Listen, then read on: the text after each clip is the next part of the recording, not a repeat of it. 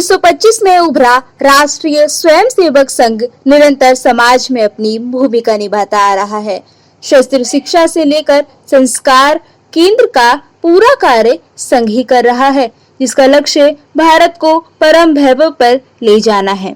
इसी कड़ी में संघ हर वर्ष अपने शिक्षण वर्ग लगाता है। इस वर्ष दिल्ली प्रांत का प्रथम वर्ष शिक्षण दिल्ली के आर्य गीता बाल विद्यालय शंकर नगर में आयोजित किया गया, जिसमें मुख्य अतिथि के रूप में जिंदगी ऋचा की एंकर एवं निर्माता श्रीमती ऋचा अनिरुद्ध शामिल रहीं। वहीं वर्ग के दौरान पद संचलन समाज के बीच भी निकाला गया। कार्यक्रम की रूपरेखा में समापन में मुख्य प्रवक्ताओं का उद्बोधन भी शामिल रहा।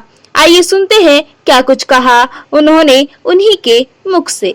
मुझे बहुत अच्छा लगा, पहली बार मैं ऐसे एक कार्यक्रम में आई हूँ और जिस तरह से आप सबका अनुशासन, आपका प्रशिक्षण मैंने देखा, मुझे वाकई बहुत अच्छा लगा। इतनी शांति, इतने सारे लोग बैठे हैं यहाँ पर, लेकिन अपने आसपास देखें तो इतनी देर से मुझे कोई कहीं से भी शोर सुनाई नहीं दिया। आज के ज़माने में ऐसे कार्यक्रम बहुत कम देखने को मिल रहे हैं, तो बहुत धन्यवाद मुझे यहाँ बुलाने के लिए और ये अनुभव मुझे कराने के लिए। आप लोगों के अनुभव पढ़ रही थी मैं अभी ये पुस्तक में। छोटा सा एक अपना विचार आप लोगों के साथ साझा करना चाहती हूँ कि आप लोग, एक तो शुभकामनाएं, आपने अपना ये प्रथम वर्ष पूरा किया है। एक सिर्फ विचार साझा करना इसलिए चाहती हूँ कि अब आप लोग जब जाएंगे अपने अपने जीवन में, तो अपनी जो आपने यहाँ पर इतनी सब शिक्षा ली है, जो कुछ सीखा है, उसके साथ मेरा एक थॉट भी ले जाइएगा, शायद कहीं साथ दे। तो वो थॉट सिर्फ इतना सा है कि आजकल जैसे हम लोग एक टर्म बहुत सुनते हैं, CSR, कॉर्पोरेट सोशल रिस्पॉन्सिबिलिटी, सुना है ना आप सभी लोगों ने भी, कि हर बड़े कॉर्पोरेट हाउस का एक दायित्व बनता है कि भाई जितनी उनकी कमाई, जितनी उनकी आमदनी है, उसका एक हिस्सा वो समाज सेवा में ज़रूर खर्च करें। जितने बड़े बड़े कॉर्पोरेट हाउसेज हैं, उतना उनका करोड़ों का, लाखों का बजट होता है कॉर्पोरेट सोशल वर्क के लिए, समाज सेवा के लिए।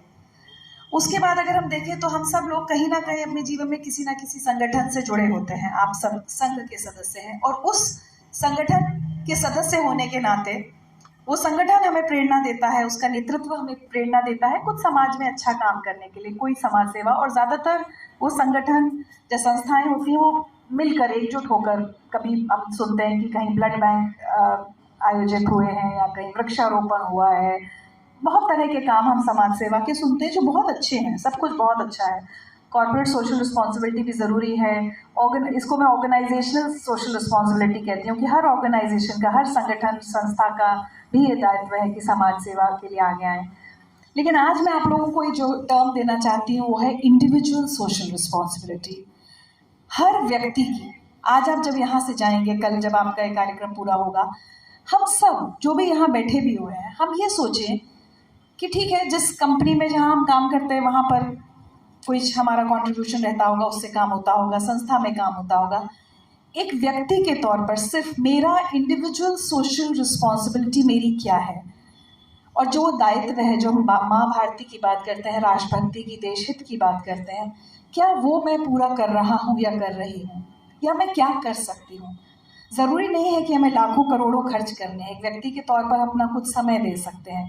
तो सबसे पहले तो मुझे ऐसा लगता है कि एक मन में अगर ये भाव आ जाए कि आभार के तौर पर समाज सेवा करनी है, कि हमें जो मिला है वो अगर हमें वापस करना है, उस विचार के साथ हम करें, ना कि उस अहंकार के भाव से कि अरे मैं देखो कितना दे रहा हूँ या दे रही हूँ।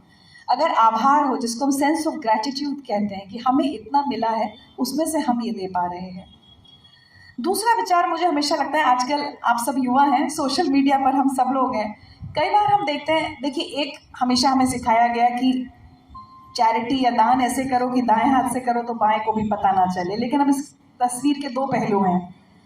अगर मैं आप सबसे आज ये विचार साझा करूं कि मैं अपने हर जन्मदिन पर अपनी उम्र जो मेरी हो रही है उससे एक ज़्यादा पेड़ लगाती हूँ, तो जैसे इस साल मैं 48 साल की हुई तो मैंने 49 पेड़ लगाए। तो मैं ये दिखाने के लिए नहीं कर रही हूँ कि देखो मैं कितना बड़ा काम कर रही हूँ, मैं ये सोच कर साझा कर रही हूँ कि शायद आप लोगों के मन में भी ख्याल आए। या मैं अपनी बेटी के बर्थडे पर, तो कुछ हमारे यहाँ दिन तय हैं कि उन दिनों में हम पेड़ लगाते हैं।